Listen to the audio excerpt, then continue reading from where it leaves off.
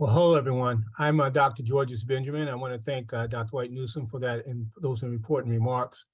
I'm at the American Public Health Association, and the American Public Health Association is extraordinarily committed to addressing the issues around climate change and health, and are, of course, strong supporters of the Lancet Countdown US. It is now my pleasure to introduce Dr. Marina B. Romero, who's the executive director of the Lancet Countdown, tracking progress on health and climate change. Marina will be sharing key highlights from the 2022 global report.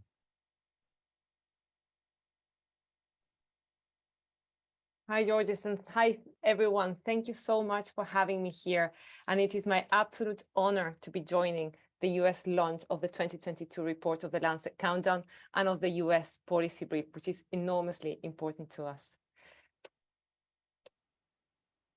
The Lancet Countdown 2022 report was launched yesterday, and I'm going to share with you some of the key findings of this report. If someone can just confirm that you're seeing my full screen, please. Yes, we see it. Thank you. Perfect. This represents the 7th in the series of the Lancet Countdown reports. We've been publishing annual iterations of 44 indicators for 7 years in the hopes that the evidence we produce can help guide policies and actions to protect the health of people around the world from the emerging health threats of the climate crisis. And obviously, this type of policy briefs that the US partners have produced with the American Public Health Association are a key founding stone of our policy engagement work. With this report, we've pulled together about 99 authors from 51 institutions globally. As you can see in the screen, we have leading academic and UN institutions that contribute tirelessly to producing the evidence that I will present to you today very briefly. You can find out more visiting the Lancet, and you can find what this means for the US in the policy briefs that you're going to see today. The main finding that we see in this report is that we're seeing a persistent fossil fuel addiction, which is not only affecting our health through the health harms of the climate crisis, but also affecting our health directly through other harms of fossil fuels. We're seeing that around the world, people are getting exposed to dangerous levels of heat. Obviously, this affects mostly those vulnerable communities, the elderly, those living with underlying health conditions, those that cannot take care or protect themselves. About 4 billion extra days of heatwave exposure occurred in the latest years with respect to a baseline that just started a couple of decades ago. We're also seeing with great concern that climate change is increasingly undermining food security globally. And that comes at a point in which food security is also being threatened by the war in Ukraine, by the emerging energy and cost of living crisis. And we're seeing through this example how climate change is acting to exacerbate other compounding crises that we're facing, eroding the foundations that our health and well-being depend on.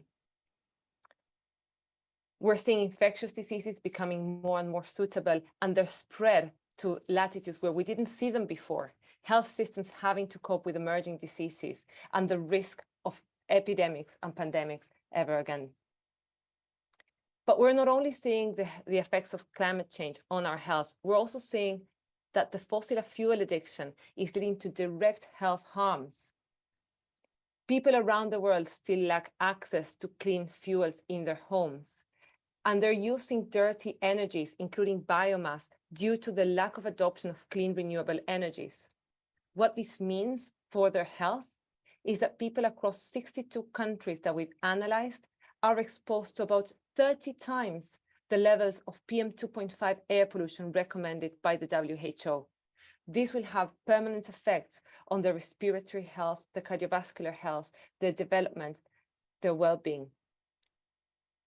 We're also seeing that the addiction to fossil fuels have less families vulnerable to the rising energy prices, grappling to meet the basic energy needs, and very prone to ever more indoor air pollution as they cannot afford clean fuels. At this point in time, with the rising energy prices, this is an acute risk for health of people everywhere. This also includes the US or the UK, the country where I'm not at now.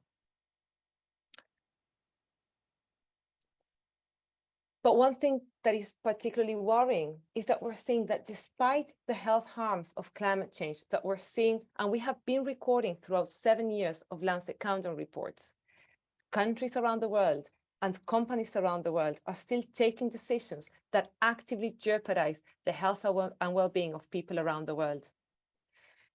We're seeing governments all around the world in high and in low-income countries still providing subsidies to fossil fuels. We analyzed 86 countries.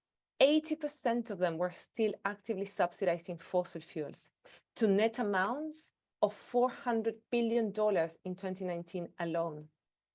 This is while countries have still failed to deliver the 100 billion committed in the 2009 Copenhagen Accord to support a just transition. And at the same time, we're seeing that oil and gas giants are taking strategies and activities today that mean that in 2040, their emissions will more than double level compatibles with a healthy future. If they continue down this path, they will condemn us all to a future of increased ill health and impacts of climate change.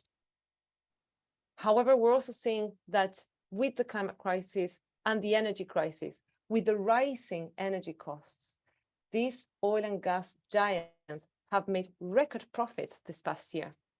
By redirecting those profits to promoting low carbon or zero carbon energy generation, they now have it in their hands to promote a just low carbon transition.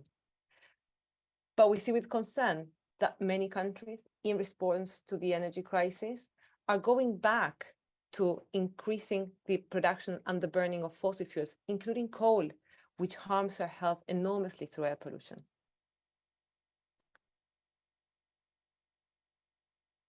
So we're seeing the world now at a critical juncture again.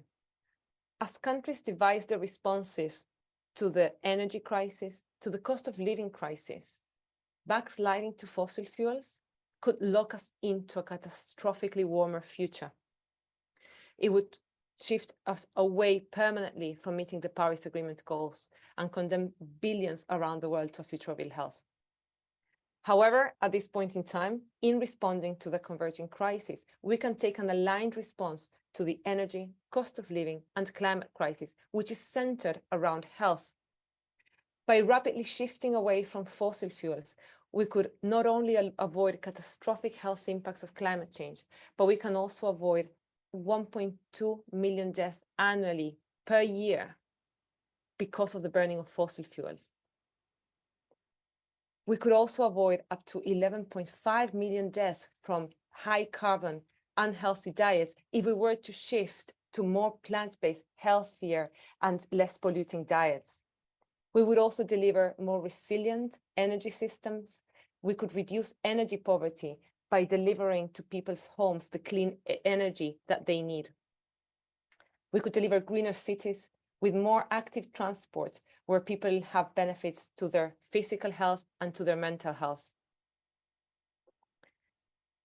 However, at this point in time, we need to commit globally to a health-centered response. And as we head down to COP, we need to demand that our policymakers take bold decisions to ensure that we not only deliver a future where we can survive the climate crisis, but also a future where people around the world can thrive through better health, better climate, and better lifestyles.